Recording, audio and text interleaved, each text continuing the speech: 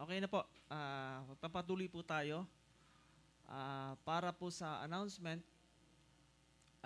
makikita po natin dito na at tuwing linggo po ay ginaganap po ang ating panambahan tuwing alas 9 po ng umaga at meron din po tayong online at sa susunod po ay meron din po tayong Bible study. Oras po nito ay 4:30 ng umaga hanggang 4:30 p.m. tsaka hanggang 5:30 p.m. Ito po ay napakahalaga sa bawat isa na nag-uumpisa po ito ng Monday hanggang Friday po. So, in-invite ko po ang bawat isa na umattend po at ito'y makikita po natin dito yung ang katuruan at katuwiran ng Panginoon at matututo po tayo dito. At meron din po tayong Bible study ng mga super tatay and nanay. Every Friday po to ng 7:30 ng gabi hanggang 8:30 po ng gabi. At inibitahan po namin kayo na umattend. At ting Saturday po, may alas 7 po ng gabi, may night psalms, hymns, and prayers po tayo na ginaganap dito po sa bahay sambahan. At in-invite po din namin kayo na umattend po dito. At meron din po tayong online na para maka-attend din po dito. Maraming salamat po. At meron po rin giving offering kung makapagbigay po tayo na naayon po sa ating puso. Okay lang po. At andun lang po ang ating basket para makapagbigay po tayo sa Panginoon. Maraming salamat po at ito rin po ay ginagamit din po natin sa pagpapaayos, pagpapaganda, Panginoon, ng ating simbahan at pagtulong, Panginoon, sa iba. Salamat po, Panginoon, sa inyong lahat. At ito po ay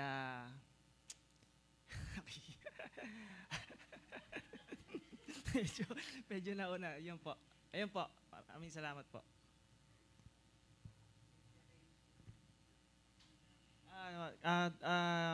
Pupunta na po tayo sa declaration para sa gawain po.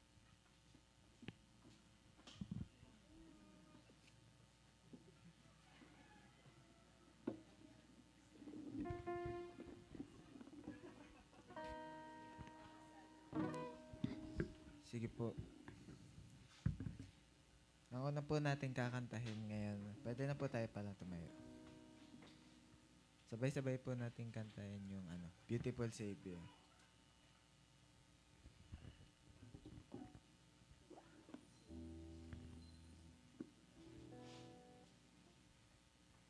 Let's sing.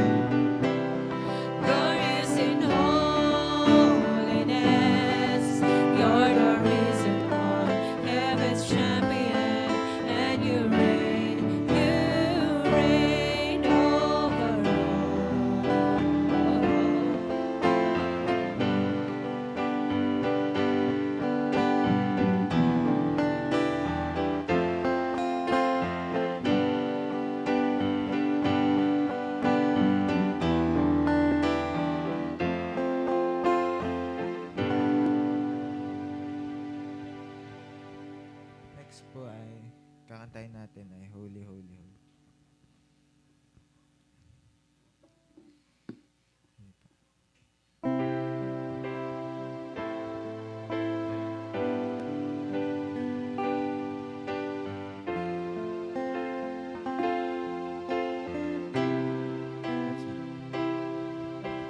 Holy, holy, holy, Lord God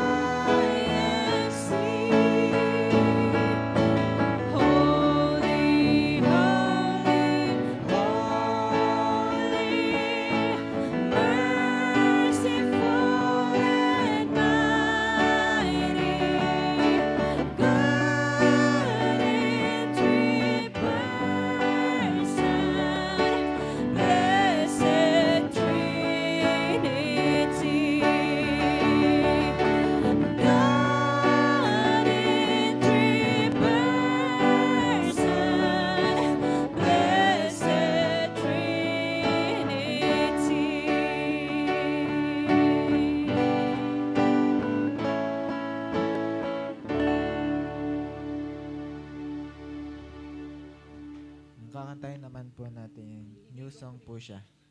There is one gospel. Missing.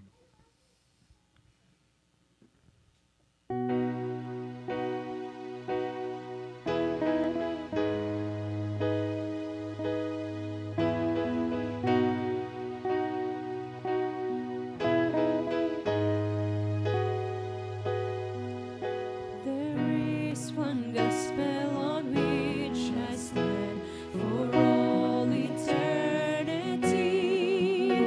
It is my story, my Father's plan. The Son has rescued me. Oh, what a gospel! Oh, what a peace! My highest joy and my deepest need.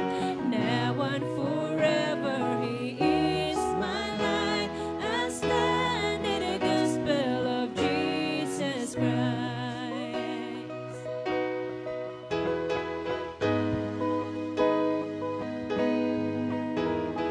There is one gospel to which I cling. All else I count as lost. For there were justice and mercy meet. He saved me on the cross. No more I boast in what I can bring.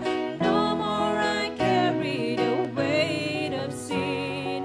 For He has brought me from death to life. I stand in the gospel of Jesus Christ.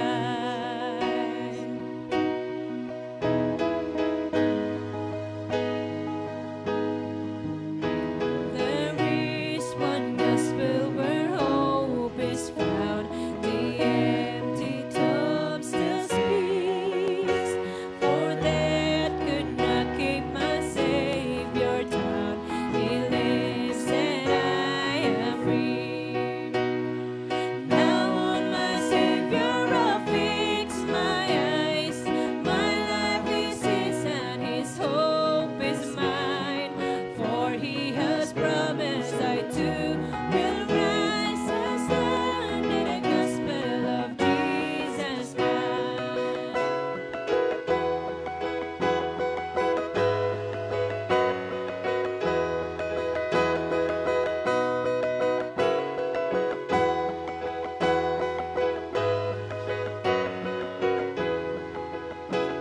And in this gospel the church is one. We do not walk alone. We have His Spirit as we press on to lead us safely home. And when in glory still I will sing of this old story that rescued me. Praise to my Savior, the King of life. I stand in the gospel of Jesus Christ. And when in glory still I will sing of this old story that rescued me. Praise to my Savior, the King of life. I stand in the gospel of Jesus Christ. Praise to my Savior, the King of life. I stand in the gospel of Jesus Christ. I stand in the gospel of Jesus Christ.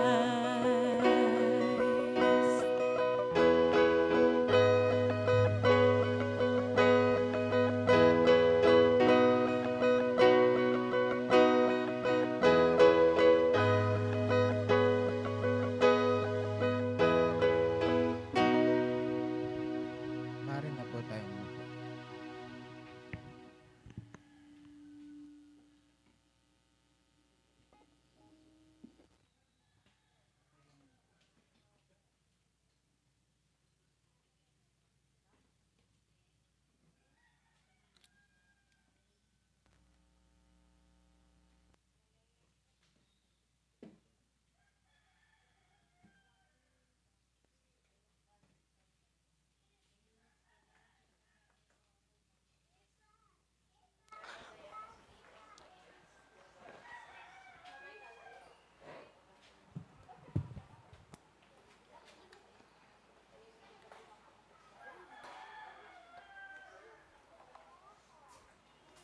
Praise. Praise, Mike.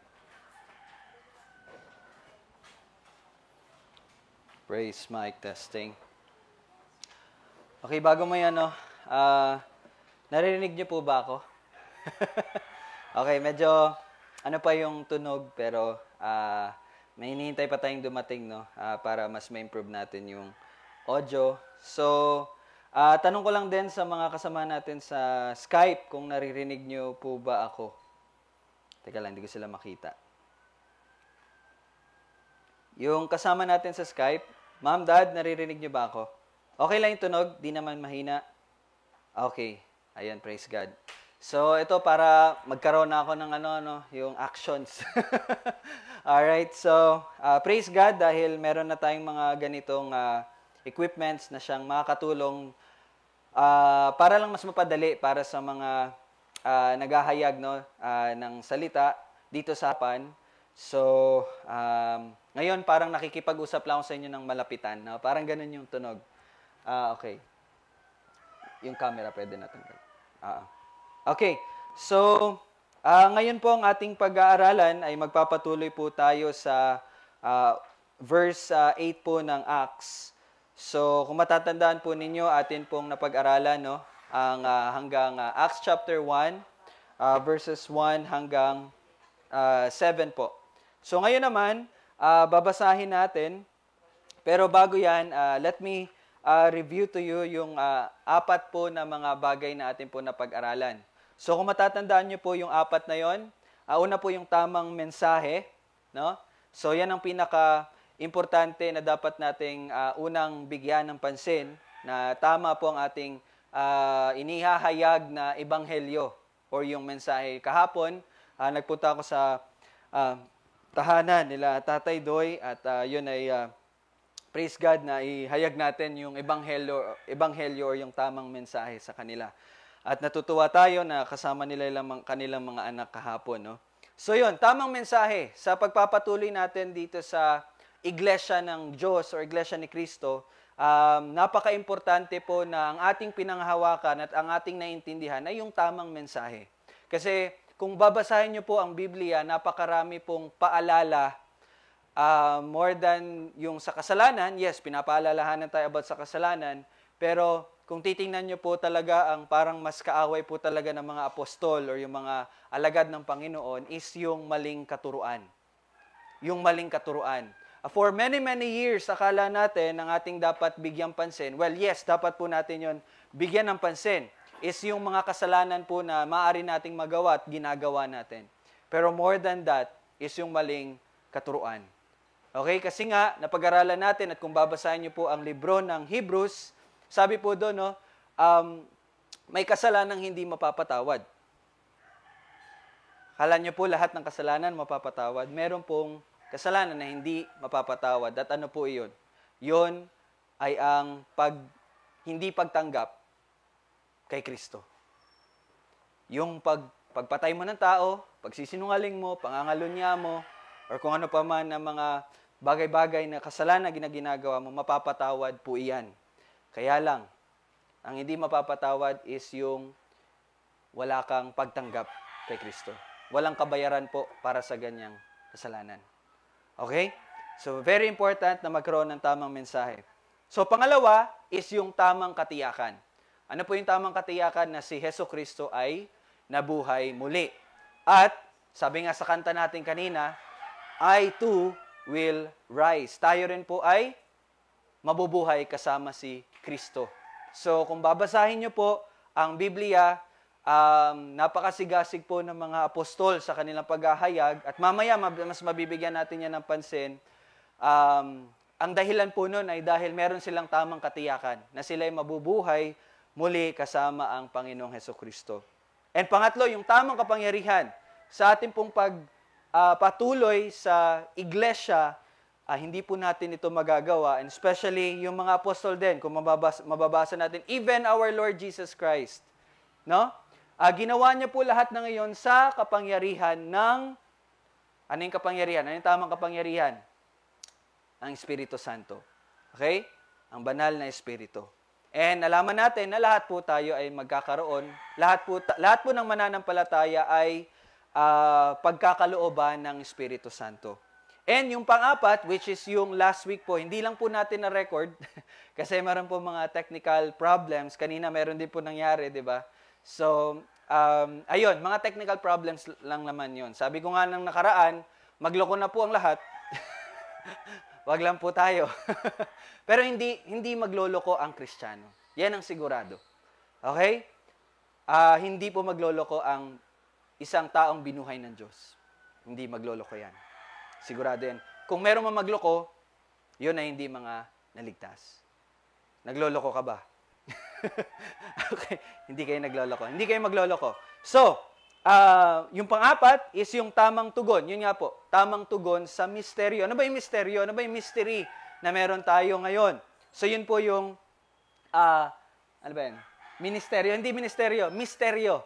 Ministeryo is ministry. Yung work, kumbaga. Misteryo is mystery. No?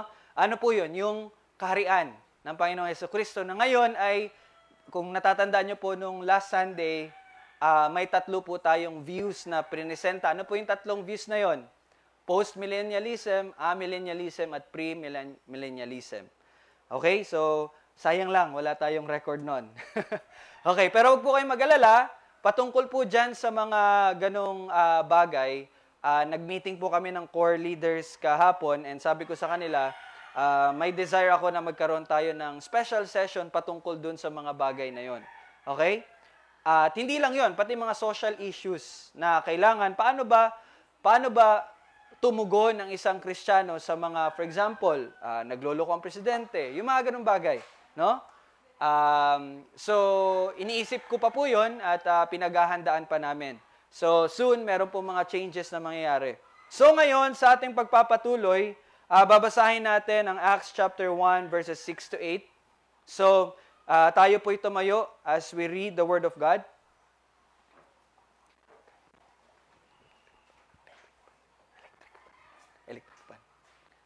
Okay, so tayo po'y magbasa. Nang sila'y nagkakatipon, siya'y kanilang tinanong, Panginoon, ito ba ang panahon na panunumbalikin mo ang kaharian ng Israel? At sinabi niya sa kanila, hindi, ukol sa inyo na malaman ang mga oras o ang mga panahon na itinakda ng Ama sa pamagitan ng kanyang sariling otoridad. Ngunit, tatanggap kayo ng kapangyarihan, pagbaba sa inyo ng Espiritu Santo, at kayo'y magiging mga saksi ko sa Jerusalem, sa buong Judea at Samaria at hanggang sa kaduluduluhang bahagi ng lupa. Tayo po ay manalangin. Panginoon, maraming salamat po sa Ebanghelyo, sa nag-iisang Ebanghelyo, magandang balita, na iyong ipinahayag sa bawat isa na iyong iniligtas. Wala na kaming panghahawakan, wala kaming sasandalan, wala kaming ibang pag-asa, kundi itong Ebanghelyo mo, O Diyos. At ngayon, sa pag-aaral ng iyong salita na siyang magpapalago at patuloy na mag-iingat at magpapatibay at magtatama sa bawat isa, ikaw po ang mangusap, O Diyos, sa banal na Espiritu na siyang magtuturo sa iyong mga niligtas. Salamat, Panginoon, dahil ito ay makapangyarihan na tunay ngang magiging totoo sa buhay ng iyong mga pinili at mga niligtas. Salamat, O Diyos, ikaw lamang ang purihin. At Panginoon, ako po ay humihingi sa iyo ng pabor na ikaw po ang magbigay ng karunungan at mga salita na bibigkasin sa paghahayag ng iyong salita. Ito ang aking panalangin sa pangalan ni Jesus. Amen. Tayo po magsiupo. So, dadako po tayo sa ikalima. At ang ikalima, actually, dapat 6 po to, no? Pero sa paghahanda ko po, medyo inano ko po siya, ginawa ko na lang pong 5. So, this will be the last session for ito pong Acts chapter 1, verses 6 to 11. Pero ngayon, hanggang 8 muna. Mamaya, babasahin natin yung 9 to 11. So, ang pang-5 po is ang tamang misyon. No? Tamang misyon. Tanong ko po kayo, ano bang misyon nyo sa buhay? Pag sinabi nating misyon, something na gusto mong ma-achieve sa buhay mo. No? Ano ba yung misyon na meron ka sa buhay? No? So, ito yung tama. Ito yung tama at kaisa-isang misyon na meron ang mga mananampalataya. Okay? So, sabi ko nga po, noong nakaraang linggo, ang ating napag-usapan is yung tamang tugon sa misteryo. At yung misteryong ito ay patungkol sa paghahari ng Panginoon sa paparating na oras na hindi natin nalalaman. Sigurado tayo na babalik ang Panginoong Yesus, pero hindi natin alam kung kailan siya darating. Now, gaya po ng sabi sa Revelation 16:15, Matthew 24:43, 1 Thessalonians 5:2 and 4, 2 Peter 3:10, ang pagbabalik ng Panginoon ay hinahalin tulad po sa, ano natatandaan nyo last Sunday? Saan hinahalin tulad ng pagbabalik ng Panginoon? Parang magnanakaw. Oy, nakinig pala kayo. Alright? Magnanakaw. Ngayon, syempre, ang magnanakaw ay darating po sa oras na hindi natin inaasahan. Ina-expect mo ba, Tatay Doy, na 2 a.m. darating na yung magnanakaw? Wala po, di ba? Okay. So, ito'y hindi ipapaalam. Di ba? Hindi rin ipapaalam yun na magnanakaw. O, Arshan, kunin ko yung 5 manok doon, ha? Di ba? At gaya ng mangyayari po, kung ang magnanakaw ay dumating sa ating tahanan, ano mangyayari pag dumating po magnanakaw sa ating tahanan? At hindi tayo naghanda. Ano mangyayari? Ano mangyayari sa atin? Tayo po'y mananakawan. Tayo po'y masisiraan. Di ba? Bakit? Di ba? Susiraan nila yung pinto or yung bubong or yung bintana. At sa kabuuan, hindi po maganda ang mangyayari. Hindi po ba? Now, take note of that. Gayon din po ang mangyayari sa mga tao or sa bawat isang hindi naghahanda sa pagdarating ng Panginoon. Okay? Ganon rin po ang mangyayari. Masyadong malakas gab, pakibaba. Okay? Tandaan nyo yan. Ganon din ang mangyayari sa mga hindi naghahanda sa pagdating ng Panginoon. Now, hindi maganda ang mangyayari sa tao ngayon. Ngayon, kung sasabihin po natin, kasi di ba tayo po ay kasama dito sa His Community Church at tayo po ay nag-aaral ng salita araw-araw, di po ba? So kung sasabihin natin na, bakit ako matatakot? Kung dumating ang Panginoon na hindi ako naghahanda, ligtas na ako. Di ba sabi niyo ni Pastor Jello, once saved, always saved. No, bakit ako matatakot? Di ba ma'am, dad? Bakit ka matatakot? No, Avril? Nandyan po sa online, kasama natin sa online. Bakit ako matatakot? Ligtas na ako. Alam kong niligtas niya ako. No? Sasabihin natin. Alam kong siya ay soberanya sa kaligtasan. Hindi ako may kagagawa nito, bagkus siya. No? Alam mo yon. Tapos sasabihin mo, bakit ako matatakot? Alam ko naman na ang pananampalataya ay biyaya ng Panginoon. Diba? Mauuna ang pagbibigay ng buhay ng Espiritu Santo sa aking patay na kaluluwa bago ako manampalataya. Alam ko yun, Ryle. Bakit ako matatakot? At bakit ako matatakot kung alam ko na walang mawawala, malalaglag at mananakaw sa kamay ng Ama? Dahil siya ang mag-iingat sa mga ito. Alam ko yun, Ryle. Bakit ako matatakot? At alam ko na ubod ako ng sama. At tanging ambag ko lamang sa aking kaligtasan ay ang kasalanan. Alam ko rin na kung ako'y papipiliin, ang aking pipiliin ay kasalanan. Kung hindi sa pagbibigay ng bagong buhay at bagong puso ng Panginoon sa akin, ay hindi ko magagawang lumapit at manampalataya sa Kanya. Alam ko yun, Ryle. Alam ko yun, Tulip. Ha? Alam ko yun. Maganda na alam mo yun, kapatid. Kung alam mo yun, that's good. That's good.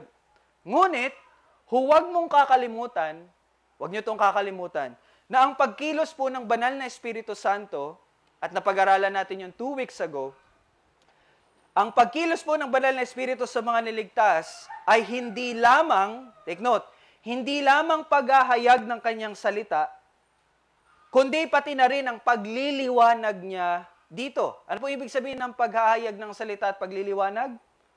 No? Ang paghahayag po is yung malalaman mo yung katotohanan. Malalaman mo yung tamang turo. Kaya lang, ang pagliliwanag, yun po yung pagiging totoo nung salita na iyon sa iyong buhay. Ibig sabihin, kung mayroon tayong kaalaman patungkol sa mga tamang katuruan, ngunit kung ang mga ito ay ala namang, okay? kaalaman, ngunit ala namang patotoo sa pamagitan ng mga pamumuhay natin, ay hindi ka talaga ligtas.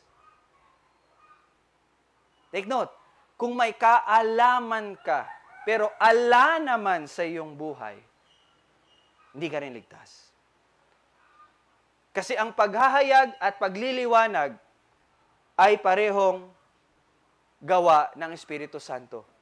Marami pong mga malalaki ang ulo. Ano pa ibig ko sabihin pag malaki ang ulo? Maraming kaalaman. Alam nila.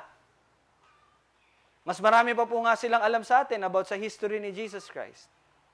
Even yung mga Pariseo na mababasa natin, na dati na ay meron, anong ginagawa nila? Maalam sila sa kautusan. Ngunit hindi sila ligtas. Bakit? Kasi walang pagliliwanag sa buhay nila. Hindi nagiging totoo yung kaalaman na yon sa kanilang buhay.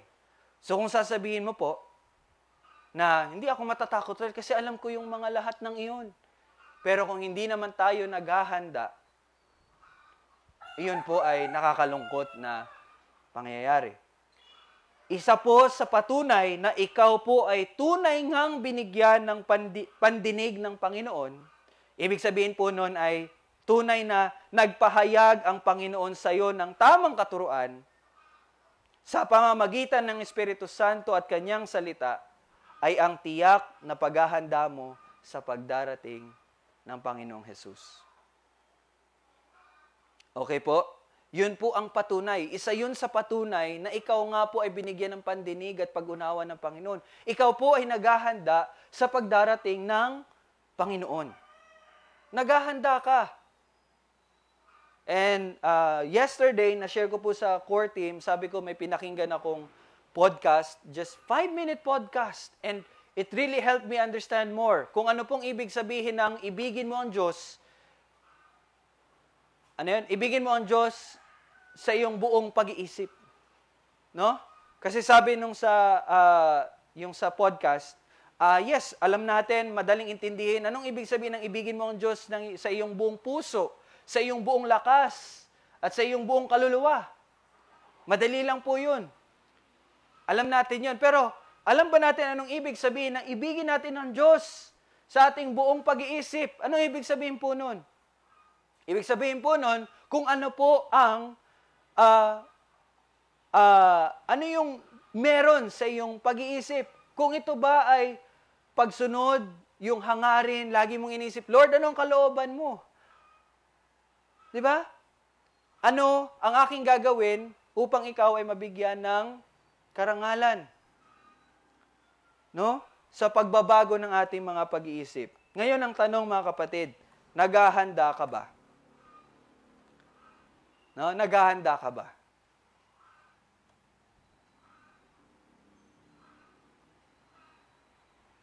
Naghahanda ka ba?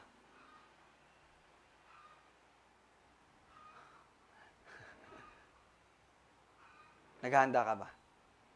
Now, sa ngayon, bibigyan ko po kayo ng paalala. Bawat isa po sa inyo. Kaya nga po ganito yung audio natin para, di ba, pag nakamay ako, malakas. Ito, parang nakikipag-usap lang ako sa inyo, malapit po ako sa inyo. Kasi gusto ko pong kausapin kayo at bigyan kayo ng paalala, bawat isa po sa atin, makinig ka po. Kung ikaw ay hindi nag-aaral ng kanyang salita, at kung ikaw ay hindi nakikitaan ng buhay na puno ng pananalangin, at kung ikaw ay walang pagsunod sa kanyang salita, ikaw ay hindi naghahanda. Ikaw ay hindi naghahanda. Na wag po tayong magkakamali sa sinabi ko. Hindi po yun ang paraan upang maligtas. Hindi po yun ang paraan. Bagos, di ba? Sabi ko kala Tatay Doy at Nanay Pearly kahapon, resulta lang po yun ng pagliligtas ng Panginoon. Hindi po mahirap sa isang taong binuhay ang kumain. Di ba? Sino din na nagre-reklamo kapag sakit na ng sikmura? Ibig sabihin nung kasi, alam mo na kailangan mong kumain. And it is natural sa atin mga tao. At ganun din sa mga binuhay ng Diyos, natural na saliksikin, at kahiligan ng kanilang puso ang makinig at mag-aral ng salita ng kanilang Ama. It is natural. Hindi ko na po yun i-impose sa inyo. Na, uy, mag-aral kayo. Hindi. But, ang sasabihin ko po sa inyo, it is natural para sa mga binuhay ng Diyos ang kumiling sa Kanyang salita. Makinig ang may pandinig.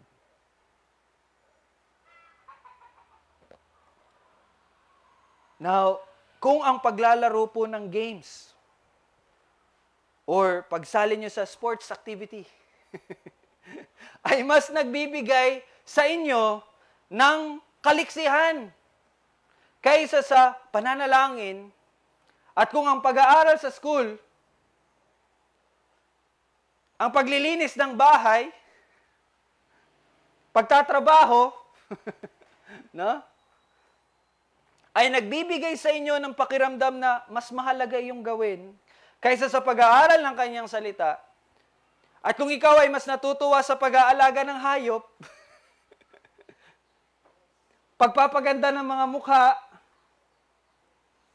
ng katawan, ng bahay, kaysa sa pag-aaral ng kanyang salita, at kung ikaw ay may mas maraming oras sa ganitong bagay, at hindi mo iniisip na sayang ang oras mo sa mga ganong bagay, at hindi ka man lang nakokonsensya na yung mga bagay na iyon ay nagagawa mo, at ang pag-aaral ng salita ay ayos lang na wala. Kahit na lumipas ang isang araw, kung ang liksi-liksi mo at hindi ka inaantok kapag may patay, nandun ka sa vigil, ngunit antok na antok ka sa Bible study, kapatid, kailangan mo pong mag-repent. Baguhin po ang ating pag-iisip. No? Baguhin ang ating pag-iisip. Now, baka po mamaliin nyo naman po ako. Hindi ko po sinasabing bawal po yung mga bagay na iyon. Hindi po yun bawal. Actually, sabi nga ng Panginoon, di ba? Pangalagaan yung lahat ng aking nilikha. Kaya lang, nabasa ko din po kay Vodi Bocam ba yun or si Paul Washer? Sabi niya, hindi hadlang, ano bang yung against? Anong Tagalog ng against? Hadlang? Tutol. Hindi tutol ang Diyos na magkaroon ka ng mga bagay. Pero tutol ang Diyos na angkinin ka ng mga bagay na yon. Naintindihan nyo?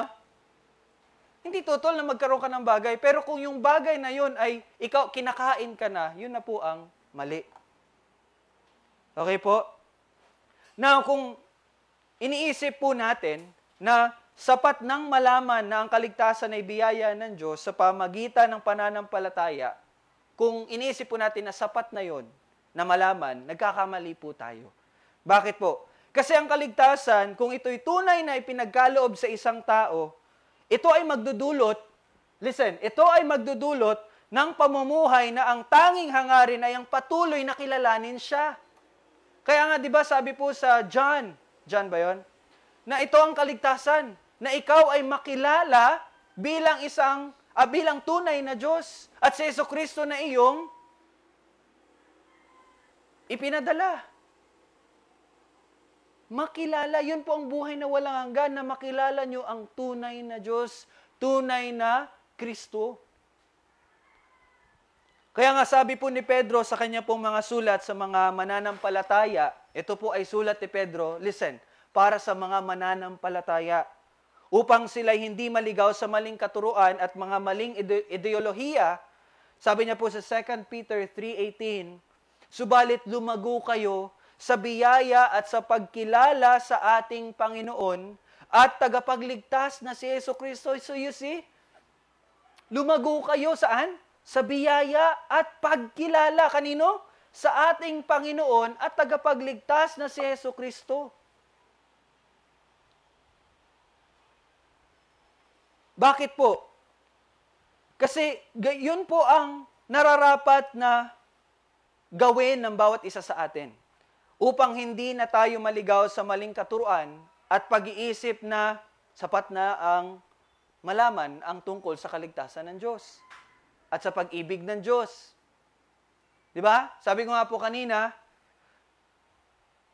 may isang kasalanan ng hindi mapapatawad. Di ba? Natatandaan niyo po yun?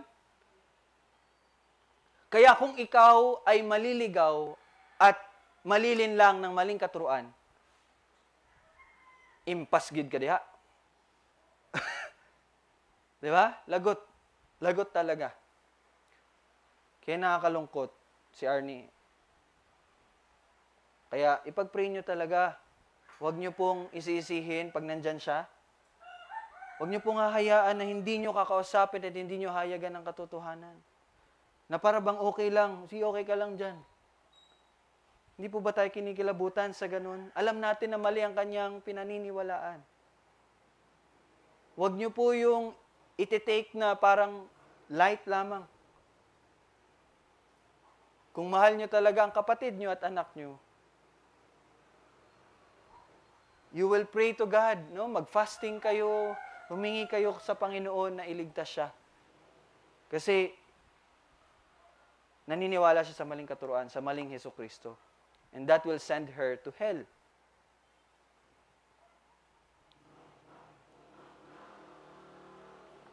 Now, kung isipin po natin na sapat na ang malaman ang pag-ibig ng Diyos, tandaan po natin ang sabi ni Pablo sa mga taga-Efeso. Ephesians 2:18-19. Sabi po dito, aking idinadalangin na magkaroon kayo ng kapangyarihang matarok. Kasama ng lahat ng mga banal, ang luwang, haba, taas, lalim. At upang makilala ang pag-ibig ni Kristo na higit sa kaalaman upang kayo'y mapuno ng lahat ng kapuspusan ng Diyos. Now, nararapat lang po na maunawaan natin na kung gaano po kaluwang, haba, taas at lalim ang pag-ibig ng Diyos dahil ito'y magpapabago po ng ating mga pananaw. Once you understood kung gaano po ang pag-ibig ng Diyos, that will change your perspectives. That will change your mindset. Ito'y magbabago ng ating pananaw. Ngayon, ang pagkilala sa Kanya ay magdudulot po ng pagbabago ng isipan at ating mga pananaw na magdudulot po ng patuloy na pagbabago ng ating buhay. There's no other way for us to be changed. Yes, yun po ay workings ni God.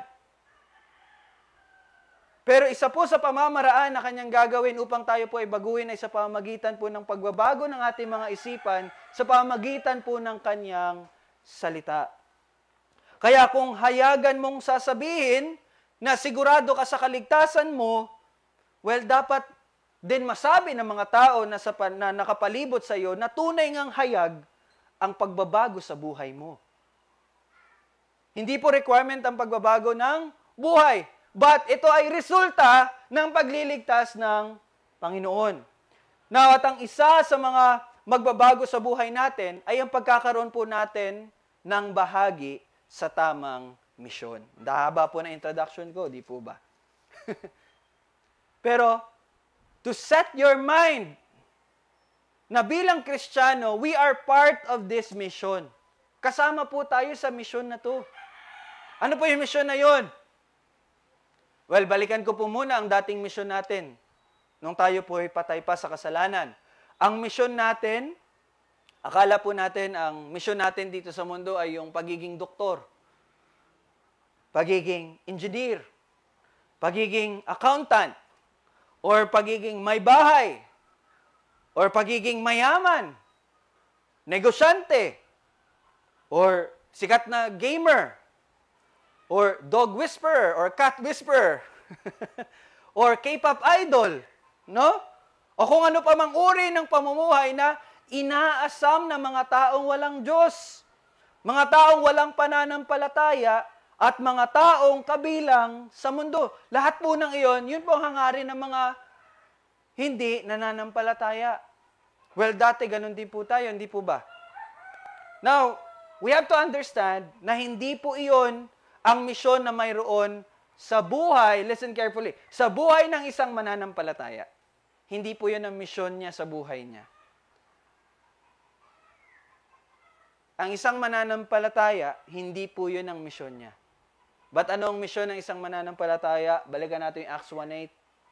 Ngunit tatanggap kayo ng kapangyarihang pagbaba sa inyo ng Espiritu Santo.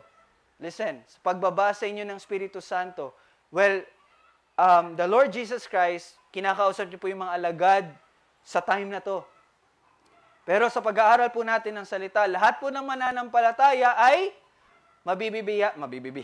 mabibiyayaan at mapagkakalooban ng banal na Espiritu. At anong sabi? Pagbaba sa inyo ng banal na Espiritu or Espiritu Santo, kayo'y magiging saksi ko sa Jerusalem, sa buong Judea at Samaria at hanggang sa kaduluduluhang bahagi ng lupa. Asan tayo dyan, Kuya Rael? Kasama ba tayo dyan, Kuya Rael? Well, dati po sa aking previous na ministry, the way they interpret Acts 1:8 is ganito. Yung Jerusalem mo, yung bahay nyo. Yung Jerusalem mo daw, yung pamilya mo kasi yun yung malapit sa'yo. Tapos yung Judea, yan, yung barangay nyo. Yung Samaria, yung kalakip barangay ninyo. At yung kaduluduluhan, buong mundo. Ganun ang sabi nila. Well, hindi po. Mali po yun. No? Sana po tayo dito. Nasa kaduludulong bahagi na po tayo ng lupa. Tapos na po yun sa Jerusalem, Judea at Samaria. Finish na po yun ng mga alagad. Kung babasahin natin ang buong Acts. Nagawa na po yun, di ba? Sa dulo ng Acts is doon na po magpapatuloy yung kaduluduluhan ng bahagi ng lupa. At tayo po ay kasama doon. Anong misyon natin? Ang ating misyon ay pagiging saksi. Hindi po ni Jehovah, but saksi ni Jesus. So yung mga bagay po na ganun ay ating pa pong pag-aaralan. Again, sabi ko nga po kanina, magkakaroon po tayo ng parang, sa ngayon ang pagkakaisip ko, Bible school parang ganun. Iniisip ko pa po yan. Pagpe-pray po natin yan. At ito ay para sa lahat ng mananampalataya. Dahil lahat ay mga alagad ng Diyos. Naniniwala po ba kayo? By the way, hindi po lahat ng tao ay alagad ng Diyos. Okay? Sabi ko lang po dito, lahat po ng mananampalataya, lahat ng mananampalataya ay alagad ng Diyos. Sabi po sa Matthew 28:18-19, lumapit si Jesus at sinabi sa kanila, ang lahat ng otoridad sa langit at sa ibabaw ng lupa ay ibinigay sa akin. Kaya't sa paghayo ninyo, gawin ninyong alagad ang lahat ng mga bansa. Bautismuhan ninyo sila sa pangalan ng Ama at ng Anak at ng Espiritu Santo. Ito po ang utos ng Panginoon bago po siya bumalik sa kalangitan. Now, kung tayo man po ay nahayagan ng magandang balita, tayo po ay hindi naiiba sa mga nauna sa atin. Sila'y mga alagad din na sumusunod sa utos ng Panginoon upang gawing alagad ang lahat ng mga bansa. Now, hindi po ito para sa pastor lamang, hindi po ito para sa mga marurunong magsalita lamang, hindi po ito para sa mga may lakas pa na magsilakad. Imagine, Tatay Doy is, ilang taon na ba si Tatay Doy? 92? Ilan na si Tatay Doy? 64. Imagine, 64 years old, mas malakas pa sa akin.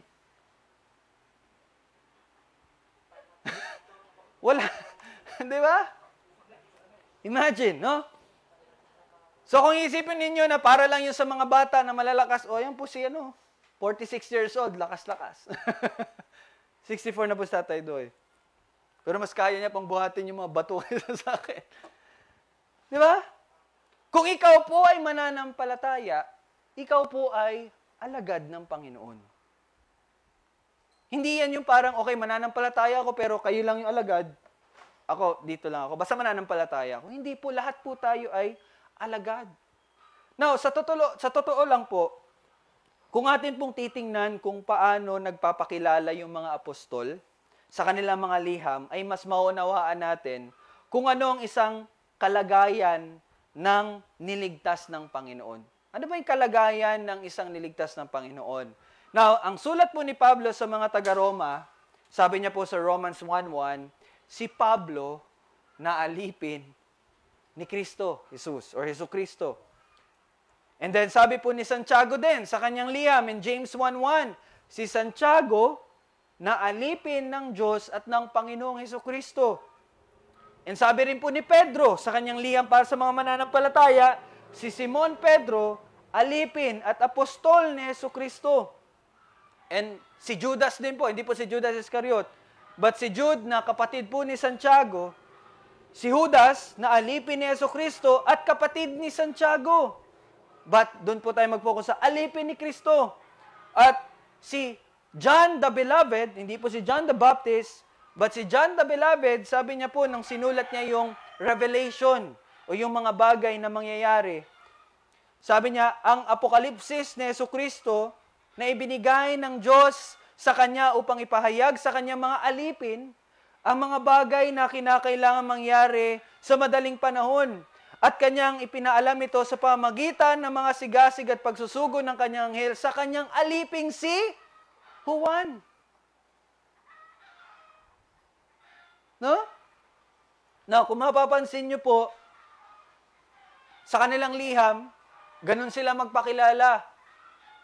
Hi, my name is Slave of Christ. Diba? Pero dito, sa mundong ito, ano yung pagpapakilala ng mga tao? Hi, I'm doctor, diba? I'm engineer, diba? Diba? Natatanda ko may mga tao na nagsasabi, gusto ko 5 yung title ko sa pangalan ko. Diba may mga ganon? 5 yung title ko. Kahit na 1,000 title pa yan, lahat yun mawawala. Pero isang title lang hindi mawawala. Alipin ni Kristo. Kaya natutuwa po ako kasi pag nung nag-open po ako ng Facebook, may nakita akong picture. Oh, what a joy to be a slave of Christ. Indeed. What a joy to be a slave of Christ. Kaya makikita niyo po sa status ko din, Ryle, a slave of Christ.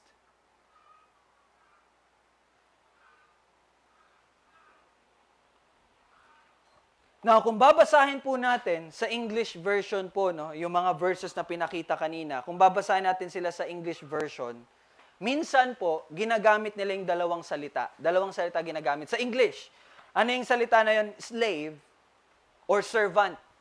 Okay? Minsan slave, minsan servant. Now, sa Tagalog po, alam natin ang pagkakaiba ng alipin sa alagad. Di ba? Magkaiba yung kahulugan ng alipin sa alagad? Ano yung alagad? Parang lang, yung parang basta nag-serve ka, no? May bayad or what? Alipin, yung parang mababa talaga yung alipin. Di po ba?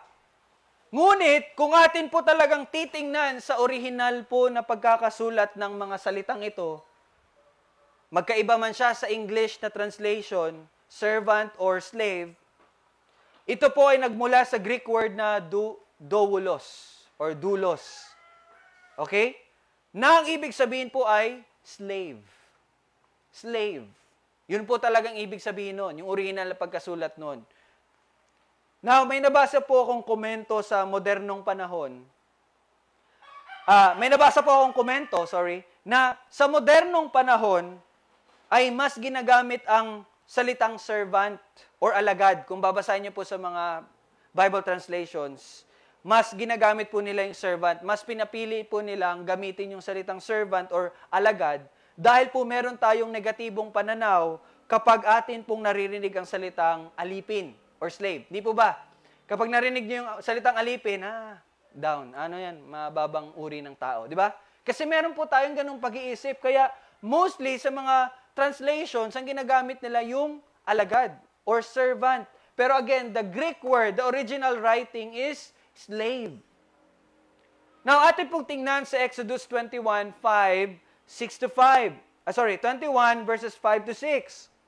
Subalit, kung maliwanag na sasabihin ng alipin, mahal ko ang aking amo, ang aking asawa at aking mga anak, ako'y hindi aalis na malaya, ay dadalin siya ng kanyang amo sa Diyos, dadalin siya sa pinto o sa haligi ng pinto at bubutasan ng kanyang amo ang kanyang tainga ng isang pambutas.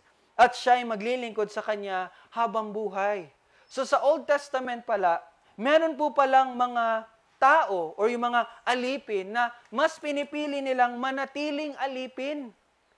At kung iyong alipin na yon ay piliin na maging alipin habang buhay ng kanyang master o kanyang Panginoon, siya po ay dadali ng kanyang amo sa Diyos, tapos may gagawin silang parang small ceremony na bubutasan yung tenga doon sa pintuan or sa haligi ng pinto.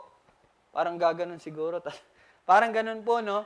Bilang senyales na nagde-declare or inihahayag ng alipin na ako'y hindi maging malaya, pipiling kong maging alipin mo kahit hindi batid. Kanta pala yun, no? Ako'y alipin mo habang buhay, pati ang aking pamilya. May mga ganun po pala. No?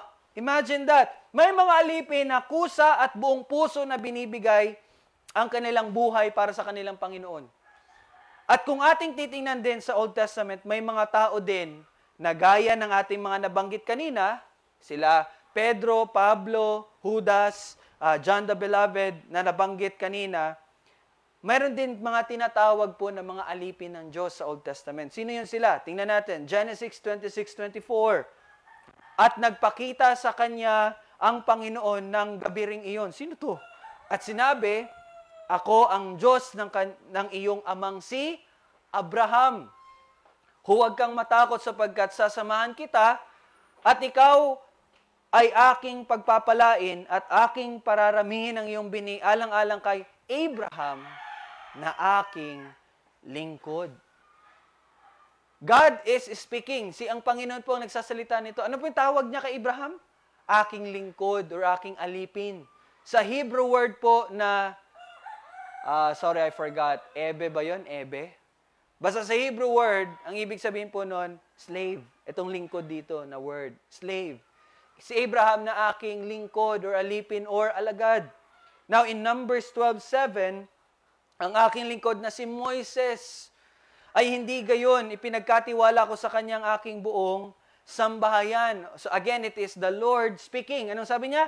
Ang aking lingkod na si Moises. And in Joshua 24:29, pagkatapos ng mga bagay na ito, si Josue na anak ni Nun, na lingkod ng Panginoon. And again, in 2 Samuel 7:5, humayo ka at sabihin mo sa aking lingkod na si David. And in Isaiah 23, at sinabi ng Panginoon, kung paano ang aking lingkod na si Isaiah, so ano po makikita natin? Kung titingnan po natin doon sa mga verses na yon, ang pagiging alipin po ay isang napakalaking pribilehiyo. Okay? Hindi po yun bagay na dapat nating ikahiya. Ang pagiging alipin ng Diyos. At ito ay buong puso at buong nais na inihahayag ng mga mananampalataya. Hindi ito sa pilitan. Listen. Ito po ay buong puso at buong nais na inihahayag ng mga mananampalataya. Makinig ang may pandinig. Itong pagpapakita ng ating debosyon sa nag-iisa at natatanging tagapagligtas at hari ng mga hari at Panginoon ng mga Panginoon. At ganito natin tinitingnan ang ating sarili. Ganito dapat tinitingnan ng mga mananampalataya ang kanilang mga sarili. Gaya ng sabi po ni Pablo sa mga taga-Korinto in 1 Corinthians 7:22, sapagkat ang tinawag sa Panginoon ng siya'y alipin ay malaya sa Panginoon. Gayon din ang tinawag ng siya'y malaya ay alipin ni Kristo. What does it mean, Kuya Ryle? Ano ibig sabihin yan? Now, kung babalikan po natin ang konteksto or sa panahon ng sinulat po ito ni Pablo sa mga taga-Korinto, meron pong mga alipin. Okay? Socially and generally accepted pa rin po ang alipin. Kasi ngayon, inaano na yan, di ba? Pag may alipin, human rights agad, di ba? Ano agad yung human rights. Pero during this time of context, ang alipin po ay generally and socially accepted. Kaya sabi ni Pablo, ginamit niya yung alipin na salita upang ihayag ang na tayong lahat po, bawat isa po sa atin, bawat isa po sa atin ay alipin din. Kala nyo po, hindi ka po alipin? Hindi ako naging alipin, Ryle. Pero tayo po, bawat isa sa atin ay alipin po dati. Alipin ng kasalanan. Dati. Dati po, tayo'y alipin ng kasalanan. Kaya nga sabi ko kahapon, di ba, Nanay Pearly at Tatay Doy, tingnan nyo po yung bata. Di ba, dumating yung time na nagulat ka na lang, sinigawan ka na ng anak mo. Di ba? Dumating po yung time na nagulat ka na lang, hindi ka sinusunod ng anak mo. Now, tatanayin ko po sa inyo, tinuruan nyo po ba ang inyong mga anak na magalit, sumigaw, sumagot, hindi sumunod sa inyo? Tinuruan nyo po ba yung mga anak nyo yun? Di ba? Hindi. Pero, naturally, lumabas yung ganong, kilos natin. Di ba? Bakit? Kasi yun po ang natural sa atin. Tayo po ay makasalanan. Tayo po ay alipin ng kasalanan. Gaya ng pusa na natural na magmiyaw, ganon din po tayo. Tayong makasalanan, natural na gumawa ng kasalanan. Dati po, alipin po tayo ng kasalanan. Dati. Okay? Dati yon. Ngunit kay Kristo, tayo po ay malaya na. Tayo ay malaya na sa kasalanan. Kaya nga sabi, di ba dyan sa first part, sapagkat ang tinawag ng Panginoon na siya'y alipin sa kasalanan, ay malaya na sa Panginoon. Ngunit, ang ibig sabihin po nun, hindi na po tayo sunod-sunuran sa kasalanan. No, hindi na po tayo sunod-sunuran sa kasalanan. Kung kaya tayo na mga malaya, okay, at tayo po na mga malaya sa konteksto po ng lipunang ito. Kaya nga sabi ko po kanina, masasabi natin siguro na hindi po tayo alipin, malaya tayo, di ba? In our society, lahat po tayo ay malaya. Hindi po ba? Tayo po ay malaya, di ba? Di ba? Di ba? Sinong slave dito? Wala naman. Tayo po ay malaya. In social sense. Sa konteksto po ng lipunang ito. Ngunit, siya po na niligtas ng Panginoon ay ngayon alipin na ni Kristo. Sa lipunang ito, tayo po ay alipin na ni Kristo. Ano pong ibig sabihin nun? Tayo ay mamumuhay sa lipunang ito na buong buhay, buong puso, buong lakas na naglilingkod at sumusunod sa kalooban niya. Yun po ang ibig sabihin ng yung tinawag niyang malaya ay alipin na ni Kristo. Tayo na mga malaya in social sense, dito po sa lipunang ito, tayo po ay alipin ni Kristo. At tayo mamumuhay ng buong puso, again, buong lakas, buong buhay na maglilingkod at susunod sa kalooban niya habang nandito pa tayo sa lipunang ito. Hindi po tayo mamumuhay dito sa mundong ito bilang malaya. No. Tayo po ay mamumuhay sa lipunang ito bilang alipin ni Kristo. Ibig sabihin, namumuhay tayo dito sa mundong ito na makikita nila na ikaw ay alipin ni Kristo. Yun na makikita niya sa inyo. Yun na makikita niya sa mga mananampalataya.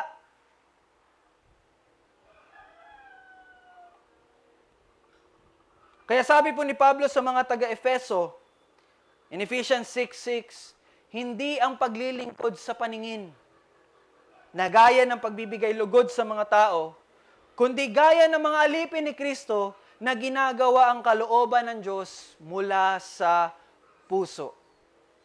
Ganito po tayo. Ganito ang mga alipin ng Diyos. Ito ang pinakamasayang bagay na gagawin natin sa buhay natin dito sa lipunan at mundong ito, ang paglilingkod sa Panginoon. That is your greatest joy. That is our greatest joy, to serve the Lord. Hindi po ito pabigat. Ano ba yan? Bible study na naman. May assignment pa ako. Ano ba yan? Bible study na naman. Kailangan ko pa magluto, maglaba. Ay naku, mamaya mag-a-announce si Pastor Ryle na magte-training na kami paano share ng gospel, ay dagdag memorization na naman to. Hindi po ganon ang isang mananampalataya. But his or her greatest joy is sa mapaglingkuran ng Panginoon. Kasi it is the greatest privilege. Pribilehiyo lamang po ito, ang mapaglingkuran ng Panginoon, ang maging alipin ni Kristo. That's a privilege. Kasi tayo, alipin po tayo ng kasamaan dati. Tayo po ay mga anak ng pagsuway dati. Tayo po ay anak ng kapuutan dati. But it is a privilege na maging malaya doon at maging alipin na ng katuwiran. It is a privilege. Kaya, ang sarap maglingkod sa Panginoon. Ang mga mananampalataya, kaya nga naalala ko sa Bible study po ng mga tatay, nanay, ang pigati na nagmumula sa Diyos ay magbubunga ng repentance or pagtalikod. Na walang, meron kasama yun na walang, no regret. Walang, ano ba yun sa Tagalog? Walang pagsisisi. Ano ibig sabihin nun? Ibig sabihin, yung pagtalikod mo sa mga kamunduhan na ginagawa mo, hindi ka doon naghihinayang. Hindi ka nagsisisi. Ay, sayang na kumikita pa naman ako ng pera sa ganun. Talpak-talpak ka lang, laki na ng pera mo. Diba? Ay, sayang, na-enjoy ko pa naman yung ano ba mga ano? Na-enjoy ko yung trash talking yung mga kalaro ko. Sayang, namimiss ko na yung boyfriend ko or girlfriend ko. Hindi na namin nagagawa yung mga labing-labing namin na wala sa oras at hindi pa dapat. Hindi po ganun ang pag-iisip ng isang Kristiyano. But, ang pagtalikod sa kasalanan ay magdudulot sa isang Kristiyano na lumuhod at magpasalamat sa Panginoon dahil binigyan siya ng lakas at puso at pagnanais na talikuran ng mga kasalanan. Change your perspectives, kapatid. Change your mind. Hindi mahirap ang sumunod sa Panginoon. Hindi bigat sa damdamin. Hindi magdudulot ng kalungkutan ng iwanan ng kasalanan. Hindi magdudulot ng kalungkutan ang pagtalikod sa kasalanan. But ito'y magdudulot again ng pagluhod sa Panginoon na, Lord, salamat kasi niligtas mo ako sa mga ganitong bagay.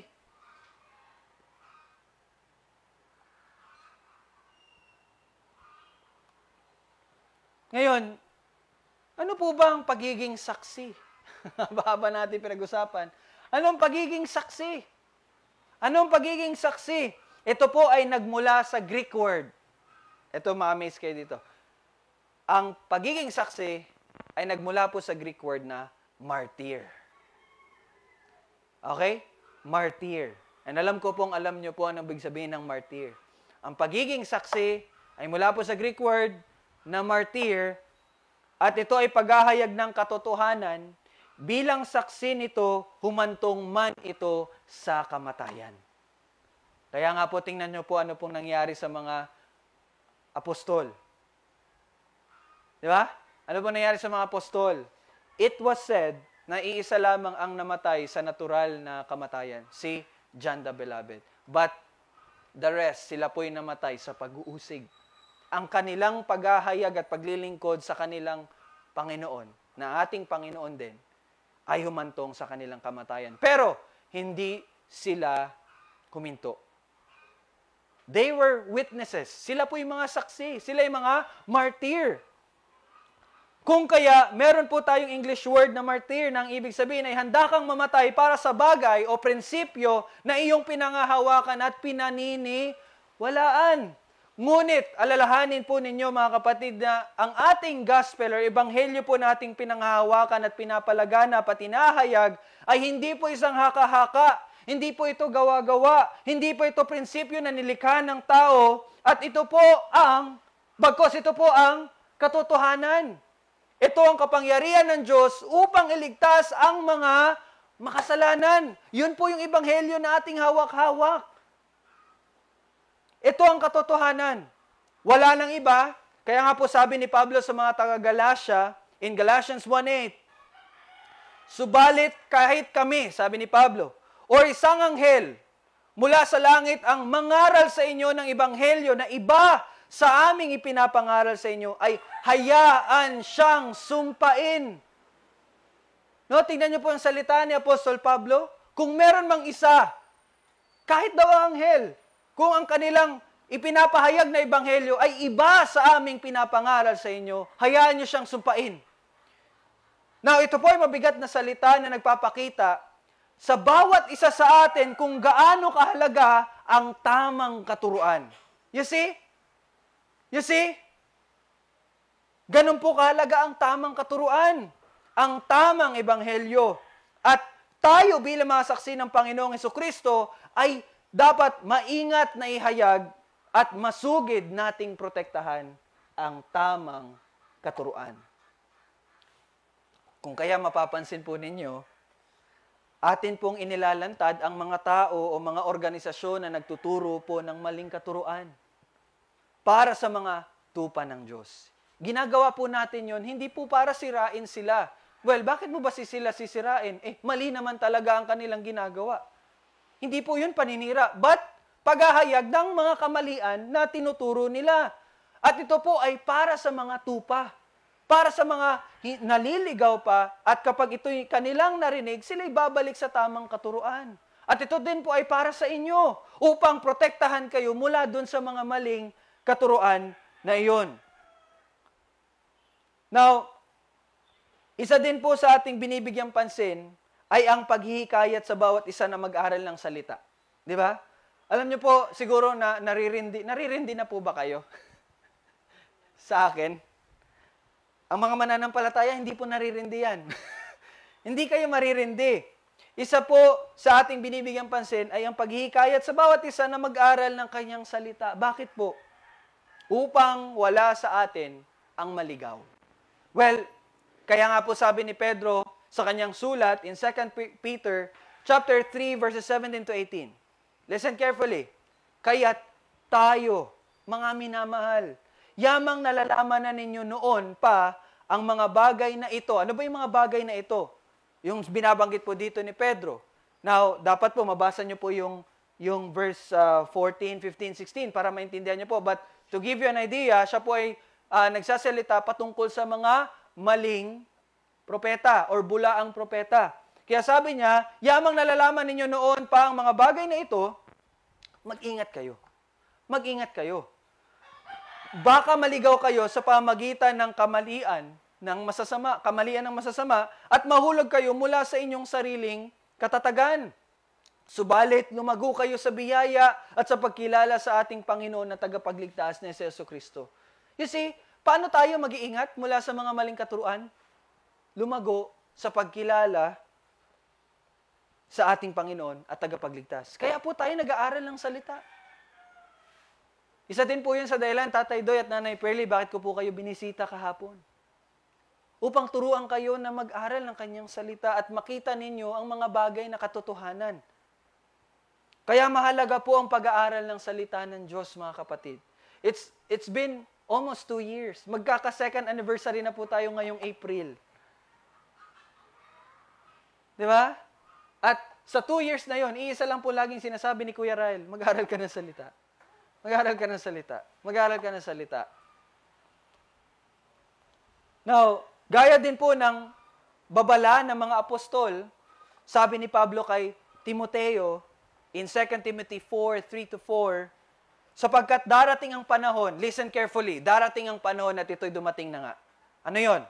Na hindi nila matitiis ang wastong aral. You see? Hindi nila matitiis ang wastong aral, kundi sa pagkakaroon nila ng makakating tainga, ay mag-iipon sila para sa kanilang sarili ng mga gurong ayon sa kanilang sariling pagnanasa. So you see, ano daw? Darating daw ang panahon na hindi na nila matitiis ang wastong katuruan. Kaya po ang ginawa nila, ito po yung ginawa nila, mag-iipon sila para sa kanilang sarili ng mga gurong magtuturo ayon sa kanilang sariling pagnanasa. Kaya po nandyan si Kibuloy. Oh. Kaya nandyan si, di ko lang masyado yung alam yung mga sa Pinoy. Basta yung mga, yan, G12. Diba? Lalaki na, diba? Tingnan nyo, ang lalaki ng mga G12 ministries. Sa Amerika naman, ito mga sikat, si Joel Osteen, si Benny Hinn. Basta ang dami po nila. Kaya nga sabi ni Paul Washer, alam nyo ba, may mga false teachers, well yes, kagustuhan nila yon, pero dahil din yon sa mga tao. Sila ang gumawa, or sila yung may gusto na merong false teacher na magsabi sa kanila, yes, magpayaman ka. Okay? Darating ang panahon iyon at dumating na nga. At tatalikod sa pakikinig, verse 4, at tatalikod sa pakikinig sa katotohanan ang kanilang mga tainga at ibabaling sa mga kathang isip. So if may kilala ka po, if may kilala po kayo na ayaw makinig sa inyong sinasabi, na tama ninyong sinasabi, but sinasabi nila, hindi tama ito. Isa po sila sa mga taong nahulog dito. Na ang gusto lamang nila ay makinig sa mga taong, sa mga gurong nagtuturo ng kung ano ang gusto nilang marinig. In Acts 20:28-30, sabi po dito, ingatan ninyo ang inyong sarili at ang buong kawan, tayo, na ito, sa kanila'y inilagay kayo ng Espiritu Santo na mga tagapangasiwa. So parang, I think this is Pablo giving instructions sa mga church leaders. Sabi niya, inilagay kayo ng Espiritu Santo na mga tagapangasiwa upang pangalagaan ninyo ang iglesia ng Diyos, na binili niya ng kanyang sariling dugo. At yun din po ang ginagawa namin ni Kuya sa inyo. Alam ko na pag-alis ko ay papasok sa kalagitnaan. This is Paul, okay? Sabi ni Paul, alam ko na verse 29 na po tayo. Alam ko na pag-alis ko ay papasok sa kalagitnaan ninyo ang mababangis na asong gubat na walang patawad sa kawan. Sino itong mga asong gubat? At lilitaw mula sa inyo na ring kasamahan ng mga taong magsasalita ng mga bagay na lihis upang akitin ng mga alagad na sumunod sa kanila. There will be false teachers. There will be false teachers, sabi ni Pablo. You see, anong warning ang binigay ni Pablo bago humantong ang kanyang kamatayan? Mag-ingat kayo sa mga maling tagapagpaturo. False teachers. Sabi din po ni Justin Peters, by the way, sa April, pupunta po si Justin Peters dito sa Pilipinas, magkakaroon sila ng conference, and we are so excited na makasali doon sa conference na yun. Okay? Justin Peters, sabi ni Justin Peters, there are 27, yung sa mga letters ata, sorry, I forgot the exact words, basta sabi niya, out of 27, 26 daw doon sa mga libro sa New Testament ang nagbibigay ng warning patungkol sa maling or mga bulaang propeta or mga maling katuruan. So read your Bible. Read your Bible. At ito rin ang sinabi ng Panginoong Hesus sa kanila na mga alagad in Matthew 7:15. Mag-ingat kayo sa mga bulaang propeta na lumalapit sa inyo na may damit tupa, ngunit sa loob ay mga ganid na asong gubat. Even Jesus Christ, nung siya ay nasa lupa pa, yun din po ang binigay niya na babala sa mga alagad. Kaya po, ang pag-aaral ng kanyang salita ay napakahalaga. Again, you see now, nakikita nyo na po gaano kahalaga ang pag-aaral ng salita. At sa pamagitan rin po nito, ay matututo tayo kung paano natin iahayag sa ibang tao ang ebanghelyo ng Diyos. Hindi lang po pag-iingat mula sa maling katuruan, but paghahanda upang paghayag sa tamang katuruan. Naririnig niyo po yon? Kaya mag-aral po tayo ng salita ng Panginoon. Lahat ng pangailangan natin sa kung paano mamuhay, sa kung paano sa kung ano ang kalooban ng Diyos, sa kung paano ka mananatiling matatag, sa kung paano ka maiingatan mula sa maling katuruan, sa kung paano ipapahayag ang ebanghelyo ng Diyos, ang lahat ng iyon ay sa pamagitan po ng karunungan ng Diyos na nakasaad sa kanyang salita. Lahat ng iyon nasa salita ng Panginoon.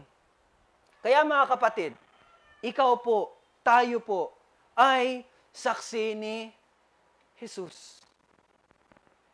Bilang mga niligtas, ay isa po sa normal at natural na pamumuhay natin ay ang ihayag ang ginawa ng Panginoon.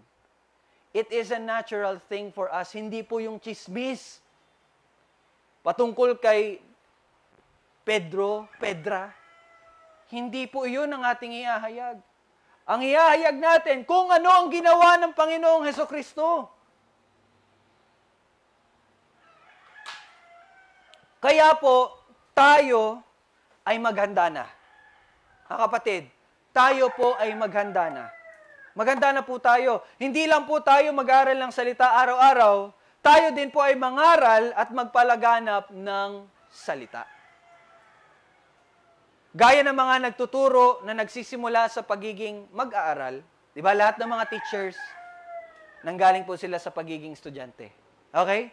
Gaya po ng lahat ng nagtuturo na nagsimula sa pagiging mag-aaral, by the way, there's only one teacher na hindi naging student. It is Jesus Christ. Pero it is natural for Him to act like a student. Kaya nga po sumusunod siya sa Ama. Okay? Insert ko lang po yun. Kasi baka magkamali yung pag-iintindi ng sabi ko. Anyway, tayo din po ay patuloy at masigasig na mag-aral upang sa takdang oras ay maipangaral natin ito sa lahat ng mga tao. Okay? Now, you see that nagle-level up na, hindi po level up actually. Hindi po tayo nagle-level up, but naihahayag sa atin kung ano yung mga dapat nating gawin. Hindi lang mag-aral upang may malaman, hindi lang mag-aral upang maging maingat sa mga maling katuruan, but mag-aral upang ito din po ay maipangaral sa lahat ng mga tao. Opo, sa lahat po ng tao. Lahat ng tao. Lahat ng tao. Huwag po nating sasabihin at iisipin na, ay, hindi ko ito ihahayag kasi, di ba, Calvinist tayo. Kasi, di ba, alam natin na pinili lang. By the way, Calvinist is, actually, minsan, mag-ingat po tayo pag sinasabi natong Calvinist tayo. Binansagan lang Calvinist yun para lang maging klaro po yung distinction. But actually, Calvinism is being biblical. Kung ano po talaga ang turo ng salita ng Diyos. Huwag po tayo magkakamali na isipin na hindi tayo maghahayag dahil ang tanging mga niligtas lamang at pinili lamang ang maliligtas. No! Hindi po tama iyon. Okay? Hindi po tama iyon. Ihahayag natin ang ebanghelyo ni Kristo sa lahat ng tao. Gaya po ng sinabi ni Pablo sa mga taga-Korinto in 2 Corinthians 2:14-16. Subalit salamat sa Diyos na siyang laging nagdadala sa atin sa pagtatagumpay kay Kristo at sa pamagitan natin ay ipinahayag ang samyo ng pagkakilala sa Kanya sa bawat dako. Sapagkat kami ang mabangong samyo ni Kristo sa Diyos, sa mga iniligtas at sa mga napapahamak. Listen, sa isa ay samyo mula sa kamatayan tungo sa kamatayan, at sa iba ay samyong mula sa buhay tungo sa buhay. At sino ang sapat para sa mga bagay na ito? Ano bang sinasabi dito ni Apostol Pablo?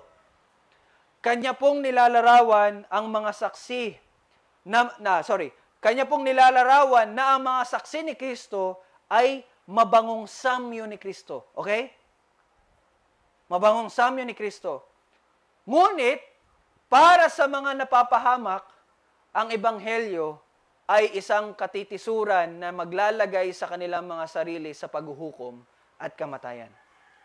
Okay?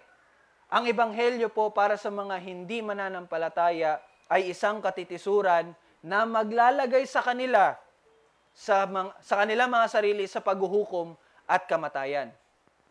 Ngunit para sa mga nililigtas, ang magandang balita ang magdadala sa kanila sa buhay na walang hanggan.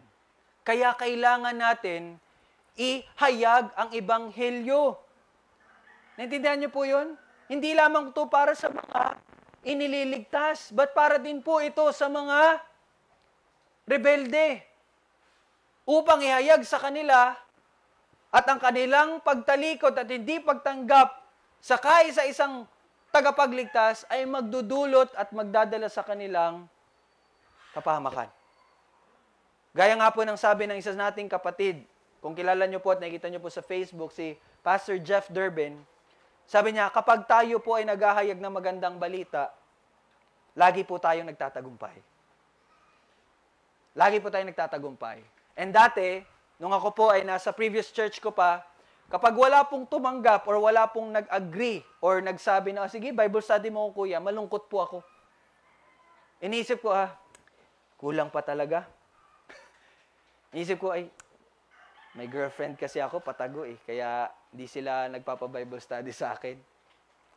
Hindi successful yung pag-share ko ng gospel kasi may kasalanan akong ginagawa. Kasi hindi sila nagpa-Bible study. Yun ang isip ko dati. At yun din ang isip natin dati, Hana, di ba? Alulungkot daw sila, Kuya Ray, wala talagang Bible study. Di ba, Ara Joyce? Ano ba yun, Kuya Ray? Parang wala pa rin talaga nagpa-Bible study. Ano bang mali? Hindi tayo successful. Well, yun po mindset natin dati. Pero ngayon, na nahayag sa atin ang katotohanan, sa bawat oras na tayo po ay naghahayag ng salita ng Diyos, may tumanggap man o wala, may magpa-Bible study man o wala, tayo po ay nagtatagumpay. Why? Kasi huwag po natin isipin na kapag po may mga hindi sumang-ayon at hindi tumanggap, ay hindi po nagtagumpay ang ating paghahayag. Hindi po. Tunay ngang may mula sa kamatayan, tungo sa kamatayan, at tunay ding mayroong mula sa buhay, tungo sa buhay. Naintindihan niyo po yun? May mga nililigtas at may mga mapapahamak talaga. So whenever we share the gospel, whatever the result it may be, we are successful. We are serving Christ. Kaya nga po, alam niyo po dati, nawawalan po ako ng parang gana na mag-preach kapag 5 lang kayo. Yeah? Pero we praise God kasi nabago na po ang pag-iisip. Kahit isa lang ang nandyan, ituturo natin ang salita ng Diyos kasi para yun sa mananampalataya. Number is not a joy for every pastor. Well, we praise God kung marami tayo kasi marami talagang nililigtas. Nakikita natin ang pagkilos ng Diyos. Pero even kahit 5, 10, 15 lang tayo, well, praise the Lord. Biruin nyo sa ilang tao ba dito sa Kabkabin? May mga niligtas. May mga kinawaan. May mga kinahabagan. Kaya ngayon, tayo na po ay maghanda. Maganda po tayo. Maganda po tayo. Bawat isa sa atin, sa mga darating na araw, ihahayag natin ang magandang balita. Kaya di ba, core team, sabi ko, there will be changes. May mga magbabago na sa atin. Kasi maghahayag na tayo ng magandang balita. Ngayon, kung tatanungin niyo po ako, Kuya Ryle, hanggang kailan natin ito gagawin? Kuya Ryle, hanggang kailan natin ito gagawin? Tingnan po natin ang mga huling tagpo ng paakyat na po ang Panginoong Jesus upang masagot natin ang tanong na ito. Balik po tayo sa Acts chapter 1. Basahin natin ang verses 9 to 11. Pagkasabi niya sa mga bagay na ito, habang sila'y nakatingin. So yun po yung, di ba, binasa natin kanina. Pagkasabi niya ito, habang sila'y nakatingin, dinala sa itaas at siya'y ikinubli ng ulap sa kanilang mga paningin. Si Jesucristo po ito. Samantalang nakatitig sila sa langit at siya'y papalayo, biglang may dalawang lalaki. Dalawang lalaki ang tumayo sa tabi nila na may puting damit. May mumo. May dalawang lalaki na nagsabi, kayong mga lalaking taga Galilea, bakit kayo nakatayong tumitingin sa langit? Itong si Jesus na dinala sa langit mula sa inyo ay darating na gaya rin ng inyong nakitang pagpunta niya sa langit. Okay? Ito po ang huling habilin ng Panginoong Jesus sa mga apostol. At ito rin po ay para sa atin. Ang habilin niya ay ang pagiging saksi natin sa pangalan niya. At sa atin pong binasa, may dalawang lalaki na nakatayo sa kanilang tabi, hindi po ba? Bibigyan po natin yan ng diin at pag-aaral sa susunod na pagkakataon. Hindi ko pa rin po ito na pag-aralan kung sino yung dalawang tao ngayon, but it is probably daw yung dalawang tao din na magpapakita na mababasa natin sa Revelations. But again, hindi ko pa po yun masasabi kasi hindi ko pa po siya nabigyan ng focus. But ang bibigyan nating focus muna, for now, is yung tamang misyon. At sinabi na kung paano dinala sa langit si Jesus mula sa kanila ay darating na gaya rin ng kanilang nakita pagpunta niya sa langit. Kung paano po umakyat si Jesus, ganun din po ang pagbabalik niya dito. So ano pong sagot? Hanggang kailan natin to gagawin? Hanggang kailan tayo magiging saksi? Ibig sabihin po nun, gagawin po natin itong misyon na ito hanggang sa pagdating muli ng ating Panginoon. Okay? Isa sa mga paghahanda na ating gagawin sa kanyang pagbabalik ay ang patuloy na pagsunod sa misyon na kanyang ibinigay sa atin. Yan na isa po sa mga paghahanda natin. Ito po ay parte ng ating paghihintay at paghahanda. Hindi lang po pag-aaral, pag-Bible study, no. But ang pagiging saksi ng Panginoon. It's one of our way sa ating paghahanda. Lahat tayo ng mga mananampalataya, tayo ng mga alipin ng Diyos, tayo ay mga tapat na alipin. Hindi ko na po sasabihin sa inyo, maging tapat kayo na alipin. I realized sa aking pag-aaral, mali pala yung pagsasabi na, uy, dapat maging tapat kayo. No. But ang sasabihin ko po sa inyo, ang mananampalataya, ang niligtas ng Panginoon, ay tapat na alipin. Hindi niya kailangan maging tapat. Hindi niya kailangang i-anong kanyang sarili, dapat maging tapat ako, dapat maging tapat. No! It will come naturally sa mga tunay na binuhay at niligtas ng Panginoon. Ikaw ay magiging tapat. Ikaw ay tapat na alipin ng Diyos. Bakit? In Matthew 24:46, mapalad ang alipin na kung dumating ang kanyang Panginoon, ay mararatnan siyang gayon ang kanyang ginagawa. Yon ang definition. Yon ang paglalarawan sa tapat na alipin. Ano? Siya'y matatagpo ang ginagawa. Ang mga bagay na ipinapagawa ng kanyang Panginoon, mararatnan siyang gayon ang kanyang ginagawa. Yon ang tapat na alipin. Yon ang mananampalataya. Makinig ang may pandinig. Sa ating pagtatapos, ating basahin ang paalala ng Panginoong Hesus sa mga alagad nang sila ay magtanong sa Kanya patungkol sa pagdating niya muli at pagtatapos ng Panginoon. Sabi niya po na maraming magsasabi na sila ang Kristo at maraming digmaan ang mangyayari. Kasi mababasa po natin yan sa Matthew 46. Nagtanong ang mga alagad, Panginoon, kailan ka ba darating? Ano bang mangyayari sa pagtatapos ng mga ito? At ang sagot po ng Panginoong Hesus, yun nga, may mga magsasabi na sila daw ang Kristo. That's why nandyan si Kibuloy. At marami pang iba. At marami din pong digmaan ang mangyayari. Ngunit, pagkatapos po na yon, ay sinabi ng Panginoon in verses 8 to 9. Matthew 46, verses 8 to 9. Ha? 24? Ay, bakit 48? Sorry. 24. Matthew 24, 8 to 9. Ngunit, ang lahat ng mga ito ay pasimula lamang ng matinding paghihirap. Listen, ng matinding paghihirap. Pagkatapos ay ibibigay kayo sa kapighatian at kayo'y papatayin. At kayo'y kapupuotan ng lahat ng mga bansa dahil sa aking pangalan. Yun po ang sinabi ng Panginoong Hesus sa kanyang mga alagad. Yun ay mga pasimula lamang ng matinding paghihirap. So mga kapatid, mga tapat na alipin, mga tunay na binuhay ng Diyos, sa tamang misyon na ito, ay daranas tayo ng kapighatian.